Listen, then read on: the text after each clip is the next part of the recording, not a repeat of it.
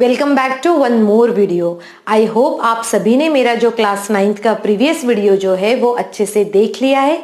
तो इसी सीरीज में आज हम स्टार्ट करने वाले हैं कैप्सूल 2 और वो चैप्टर है is matter around us is pure और नॉट। सो अभी हम सबसे पहले क्लासिफिकेशन देखते हैं।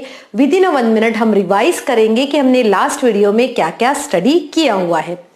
तो हमने ये देखा है कि भाई मैटर जो होता है, मैटर को हम 2 टाइप्स में क्लासिफाई कर सकते हैं।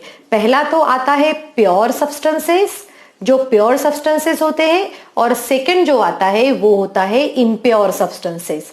तो प्योर और इम्प्योर को भी मैंने आपको एक्सप्लेन किया था कि प्योर सब्सटेंसेस मींस क्या होता है, same kind of particles. Particles में वो एटम्स भी हो सकते हैं, आयंस भी हो सकते हैं, राइट। और यहां पर इम्प्योर मींस क्या होता है, डिफरेंट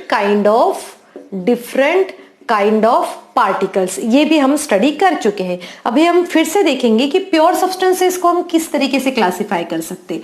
प्योर सब्सटेंसेस को हम क्लासिफाई करते हैं एलिमेंट्स एंड कंपाउंड्स में।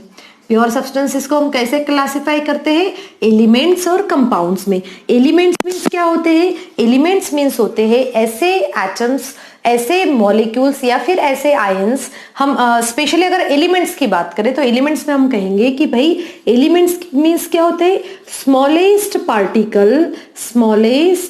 पार्टिकल और rather than smallest particle I will write here as, इसकी जगह हम कहेंगे कि एलिमेंट्स मींस क्या होते हैं, जो एटम्स से बने हुए रहते हैं, मेड अप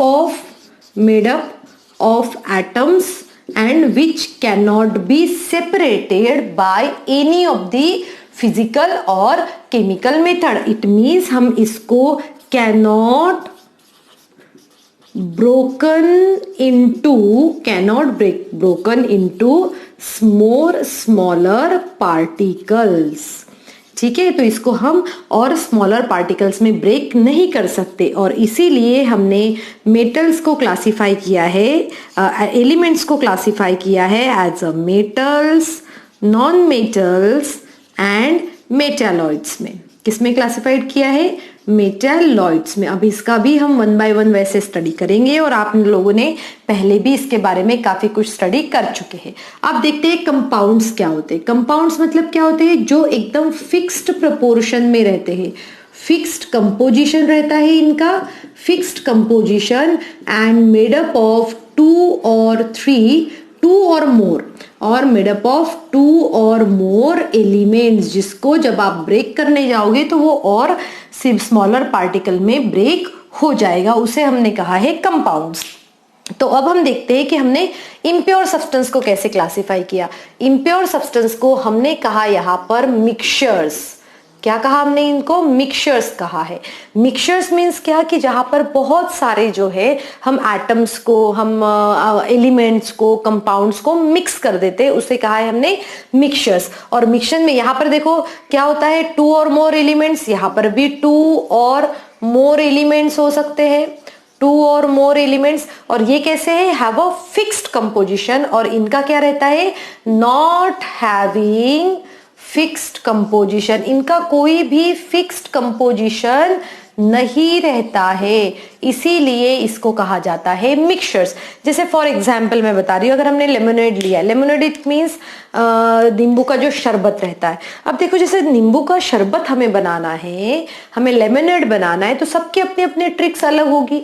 सब कोई क्या करेगा, 2 स्पून्स ऑफ शुगर डालेगा 1 ग्लास के लिए, किसी को ज्यादा खट्टा पसंद है तो कोई 1 स्पून ऑफ शुगर डालेगा। तो इसमें क्या हुआ, इसका हमने मिक्सचर तो बना लिया बट उसके कोई भी फिक्स्ड प्रोपोर्शन नहीं है, और इसीलिए इनको कहा जाता है कि भाई इसको मिक्सचर्स कहते हैं। अब मिक्सचर्स को क्लासिफाई कैसे किया गया है वो भी हम देखते हैं, और डिटेल में हम इसी चैप्टर में देखने वाले हैं कि क्या होता है ये मिक्सचर्स। सो मिक्सचर्स को हमने क्लासिफाई किया है। फर्स्ट जो होता है वो होता है होमोजीनियस मिक्सचर्स, और सेकंड जो होता है उसे हम कहते हैं heterogeneous mixtures. Homogeneous mixtures and heterogeneous mixtures. अब 1 बाय 1 जो है हम इसके बारे में स्टडी करेंगे कि होमोजीनियस मिक्सचर्स क्या होते हैं और हेट्रोजीनियस मिक्सचर्स क्या होते हैं। ओके, सो अभी हमने यहाँ पर कहा है कि होमोजीनियस मिक्सचर्स और heterogeneous mixtures. So before that let's understand the concept of mixtures. So mixtures क्या होता है? देखो, मिक्सचर्स हमने क्या कहा, मिक्सचर्स में भाई 2 और 3 एलिमेंट्स रहते हैं and not in a fixed proportion. ठीक है. सो जब आप मिक्सचर्स की बात कर रहे हो और इनको दो इसमें क्लासिफाई भी किया, सो हमने इसको किस में बात क्लासिफाई किया है? Homogeneous mixtures. और सेकंड हमने इसको क्लासिफाई किया है वो है हेटेरोजीनियस मिक्सचर्स. होमोजीनियस मिक्सचर और हेटेरोजीनियस मिक्सचर में क्या क्या डिफरेंस होता है वो मैं अभी आपको यहां समझाती हूं. तो देखो, होमोजीनियस मिक्सचर में क्या होता है, जितना भी कंपोजिशन होता है वो कंपोजिशन कैसे होता है? यूनिफॉर्म कंपोजिशन होता है. Uniform composition. अब पहले इसको समझ लो कि यूनिफॉर्म कंपोजिशन मींस क्या होता है. कि जैसे कि आपने जब आप नींबू पानी बना रहे हो, नींबू पानी बनाते समय आपको उसमें रस जो है, नींबू का रस जो है वो अलग से तो नहीं दिखता. आपको शुगर जो डाली है वो भी अलग से नहीं दिखती. नमक जो डाला है वो भी आपको अलग से नहीं दिखता. मतलब हुआ इसका कि वो सब आपस में अच्छे से मिक्स हो गए हैं.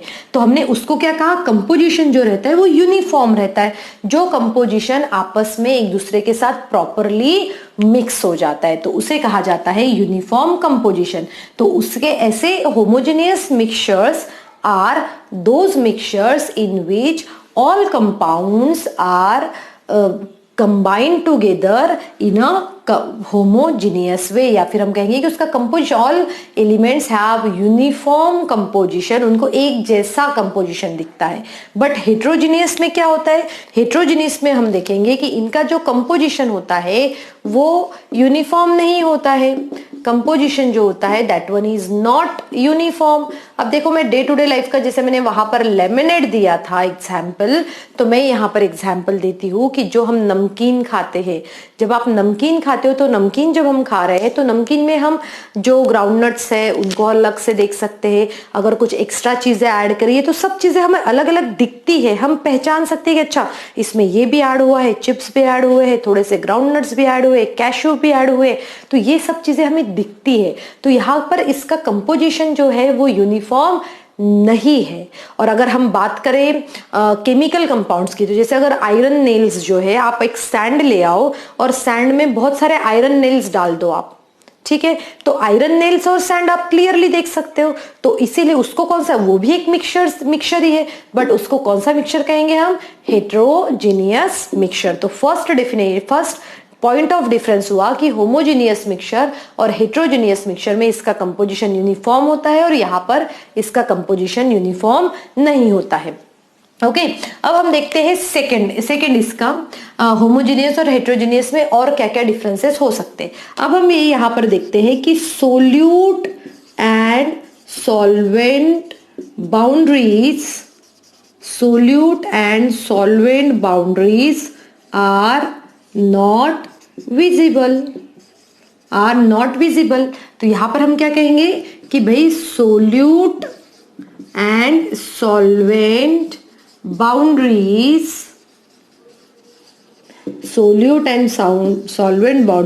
Are visible. तो इसका मतलब ये हुआ कि पहले तो समझो सोल्यूट और सॉल्वेंट क्या होता है. आप लेमनेड बना रहे हो, नींबू पानी बना रहे हो, तो नींबू पानी में जो आपने 1 गिलास ऑफ वाटर लिया है, 1 ग्लास ऑफ वाटर, तो 1 ग्लास ऑफ वाटर सॉल्वेंट हुआ. क्योंकि ये ज्यादा क्वांटिटी में, ये आप क्लास 8th में सब स्टडी कर चुके हैं इसकी डेफिनेशन. सो सॉल्वेंट मतलब क्या होता है? अब आपने सॉल्वेंट लिया, ये लेमनेड लिया है, ये लेमनेड बनाने के लिए एक ग्लास लिया और इसमें कप पानी डाल दिया है. ये अब इसी पानी में आप क्या डालते हो? लेमन जूस डालते हो. 1 लेमन का या 2 लेमन का लेमन जूस डालते हो और वो कम क्वांटिटी में होता है, इसलिए उसको सोल्यूट कहते हैं. जब आप उसको मिक्स कर देते हो तो आप अलग से नहीं बता सकते कि भाई ये यहाँ से यहाँ तक जूस है, यहाँ से यहाँ तक पानी है. नहीं, जब आप सॉल्ट डालते हो वो भी डिसॉल्व हो जाते हैं. आप हम फाइंड आउट ही नहीं कर सकते कि कहाँ नमक है, कहाँ जूस है और कहाँ पानी है. या फिर जब आप उसमें शुगर डालते हो शुगर भी अच्छे से मिक्स हो जाती है। इसका मतलब हुआ कि सोल्यूट और सॉल्वेंट की बाउंड्रीज हमें सेपरेटली नहीं दिखती है। जबकि अगर मैं हेट्रोजीनियस की बात करूं, अगर आपने ये एक कंटेनर लिया है और इस कंटेनर में यहाँ पर सैंड है और इस सैंड में आपने क्या कर दिए है, कुछ आयरन नेल्स जो है, ये आयरन नेल्स जो है आपने लाकर इसमें ऐसे ऐसे ऐसे डाल दिए है, तो आयरन नेल्स जो है ये आपको क्लियरली विजिबल है। मतलब वो ये हुआ कि सोल्यूट एंड सॉल्वेंट की बाउंड्रीज जो है वो हमें क्लियरली विजिबल होती है, और ऐसे मिक्सचर्स को हम कहते हैं हेट्रोजीनियस मिक्सचर्स। ओके, सो होमोजीनियस और हेट्रोजीनियस मिक्सचर की ये दो डिफरेंसेस स्टडी करने के बाद में हम देखते हैं कि भाई जो होमोजीनियस मिक्सचर्स जो होते हैं, एग्जाम्पल बहुत सारे एग्जाम्पल्स है होमोजीनियस मिक्सचर्स को, और हम क्या कहेंगे कि भाई होमोजीनियस मिक्सचर, यहाँ पर इसको ध्यान रखने जैसी चीजें हैं, homogeneous mixtures are also called as solutions. Homogeneous mixtures को हम क्या कहते हैं, सॉल्यूशंस कहते हैं। और सॉल्यूशन जो ये टॉपिक है ये नेक्स्ट क्लास में हम स्टडी। तो students, now next topic is properties of mixtures. तो हम अभी यहाँ पर ये स्टडी करेंगे कि मिक्सचर्स की क्या क्या प्रॉपर्टीज होती है।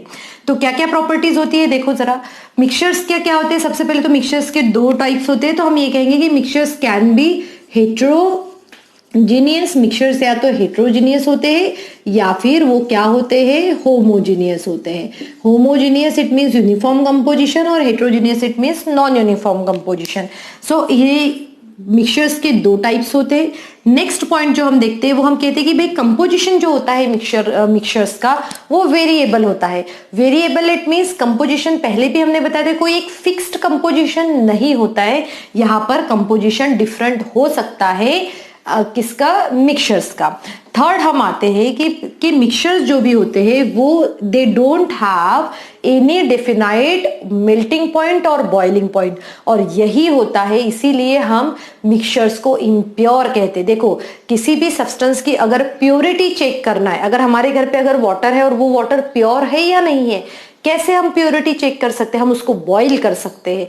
बॉईल करने के बाद में अगर आपको लगता है कि वो 100 डिग्री सेल्सियस पे बॉईल हो रहा है, इट मीन्स वो वाटर प्योर है। और अगर उस वाटर में इम्प्यूरिटी होगी तो वो 100 डिग्री सेल्सियस पे कभी भी बॉईल नहीं होगा। तो प्योरिटी चेक करने की यही एक टेक्निक होती है कि जो भी प्योर सब्सटेंसेस होते हैं उनके शार्प मेल्टिंग और बॉइलिंग पॉइंट्स होते हैं, बट जैसे कि ये इम्प्योर है इसीलिए इनका sharp melting and boiling point नहीं होगा।